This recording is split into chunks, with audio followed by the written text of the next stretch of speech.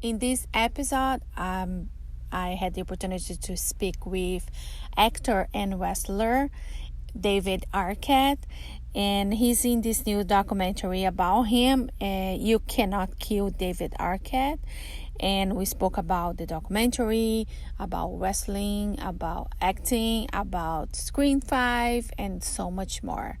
Let's listen what he had to say on this funny interview that I did with him a couple of days ago, and let's check it out. Nice to talk to you. It's a pleasure. Yeah, thank you. Yes, My pleasure. yes, I'm a huge fan for a long time ago. Yeah. That's so sweet. Thank you. Yeah, straight from Brazil. So. Oh, I love Brazil. Yeah, that's good. Have you been there? Yeah, once. I went for a friend's wedding. Okay, that's awesome. I wasn't there very long, but it was beautiful. That's great. That's awesome. Thank you so much. Oh my God, the documentary, I'll get really nervous. Oh, yeah. Some of the parts that they are like beating you, I was like, no, stop it, stop it. But Oh, that's so sweet. Thank you. yeah, anyway. I did too. I got very nervous during a lot of it. Yeah, I was curious to see what your wife would say to that. You know what I mean? Like her reaction. You can see a little bit of her reaction, but inside, I bet you she must be very really nervous. And I want to know like what did you learn like about wrestling this time around with all this training and everything that you did? What did you learn about it? I learned so much about it. I learned how real it is, how painful it is, how much you have to go through just to get in the ring, and then everything that happens within the ring. I mean, I learned a lot about performance. There's a quality of having to be real and honest in a sport that's really over the top. That if you can find that, it's a really good lesson for acting in general. And I learned a lot about self-confidence, to believe in myself. You know, nobody else should believe in you as much as yourself. You need to be the one behind that. No one's gonna love you more than you should love yourself, because that's really an important lesson to learn, so that you don't put yourself into positions where it's not being thoughtful to yourself or caring for yourself or putting yourself in a dangerous, deadly situation. Yeah. And what interesting to me, like the whole process, like you won the back then in 2001, I don't remember exact the year, but then now you come back, but between that we have was a little weird because everybody was like, no, he does not deserve that.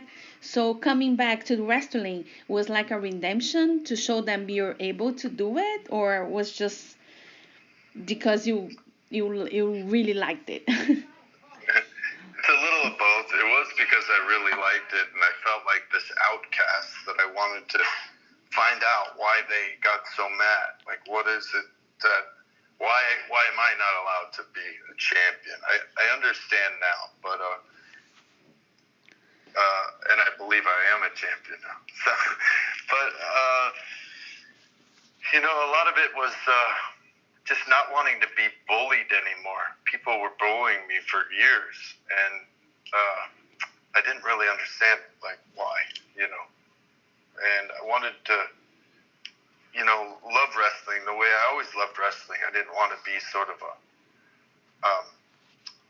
smear on its past. So I just decided to go back, prove myself, stand up for myself, and then in the process, we just went on this journey that I learned a lot about, you know, what I wanted out of life, who I wanted to be, what I wanted to go after, and that's sort of all in the film. Yeah. No, it's really good what we go through that and get to be recognized in 2019 to be the top 500 wrestler. I think that's great. Yes, it is. You know what I mean? Like, it's like a really good comeback, like to this world. But do you want to keep wrestling, or do you like more acting? I'm an actor at heart. That's what I've always been. I love wrestling, and I love that film, and really meet some incredible people like RJ City and get to know Jack Perry better, and Peter Avalon, some wonderful people. So I'm really grateful to wrestling to be able to experience that. And I really ultimately just want to entertain the people. You know, people are at home a lot now and they're having to watch things, and, you know, everybody needs to escape once in a while. So hopefully this will be something fun, entertaining for them to just enjoy. Yeah, Jake, you mentioned Jake. He's so sweet. He's a really good kid. And yeah, he sure is. yeah, he's a really good kid and have a bright future ahead of him. I'm pretty sure. Yeah. Yeah, for sure. I think he's a movie star. The kid is just, you know, he's never drank, never smoked. He's really tough. He's really like got a sweetheart, and you know, I think he's gonna go amazing places. Yeah, this year is not just this documentary. It's gonna be out. You already have Spree out, and then you have 12 hour shift that's gonna come out. But like you have all these years, and is there anything, any type of genre or any character that you'd like to play that you never did before? Yeah, there's tons of them. Tons of them. Oh, all kinds of roles. I love living these different lives and being able to do films that people love. So that's really what I want to do. It's just stuff that's quality, that people enjoy, that they... It's really great when you do a film that lives with people and they're like, oh, I love that film, and it reminds them of a time in their life, and it connects to that time, and they have a love for it. That's what I want to do. I want to do projects that I believe in, that then the audience loves, because once you get to a place of love, that's really what it's all about for me. Yeah, and everybody loves you. I bet you. Oh, thank you. Yes. That's sweet. And I love everyone. Yes, and I wanna I need to ask you that. I know you cannot talk too much about Scream 5. Are you ready to take the role again? To come back? Yeah, I'm growing out my mustache in case it happens soon. So, yeah, I love playing the role of Dewey. It's one of those things that I've been playing it for 25 years, so it'll be interesting to go back to that character and just, you know, hopefully reunite with some friends. I know Courtney's doing it. Hopefully Nev will do it. And then we'll be back and honoring Wes Craven's legacy. Oh yeah, that's for sure. And I think the franchise is in good hands with the directors, and they are great. Ready or Not, it's awesome. It's one of my best movies from last year. Yes, I loved it. And so, and I think it's the greatest one. And I want to know, what do you want the people take out from the documentary? From you cannot kill David Arquette. Mainly, I just want them to be entertained and have fun, and just it's scary at moments, but it's a real story of redemption, and I want people to sort of get to know me a little better, and I really sort of opened myself up to them so that they could get a real idea of who I was. But it's also just a portion of who I am. You know, as much as it's very revealing, it's also a film, so they cut a lot of stuff around. It plays one way. But I just hope people enjoy it. That's really what I hope for, that it can help them with an hour and a half during this time period just to pass in a positive way. Yeah. And was to wrap it up, what do you say to your young self? If you have to give an advice, what do you say to that person to do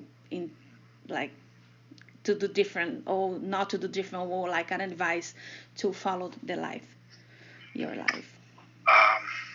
Just to believe in myself, to love myself.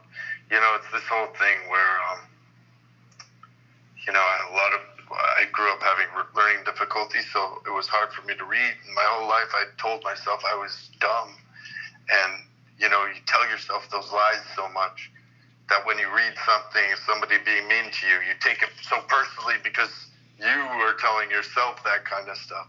So when you can change the dialogue in your head to be more positive and loving and kind to yourself, and then hopefully toward others as well, it'll just lead you down roads that wouldn't be self-fulfilling. So, you know, you keep telling yourself you're not good enough, you're going to be doing things that put yourself in a position to feel like you're not good. So it's important to believe in yourself and not believe the lies. Yeah, that's right. So, oh my God, it was such a pleasure to talk to you, and thank you so much for your time. And Thank you, Janet. yes, of course, keep going because I think you're so talented, and you have your family is so talented, and you can do it. You know what I mean? You have a beautiful family. Yes, and you can do it too. Yes, we can do it. We can do it. Yeah, that's awesome. Thank you. Thank you so much. Have a great day today. You too, Janet. Bye-bye. Bye. Bye.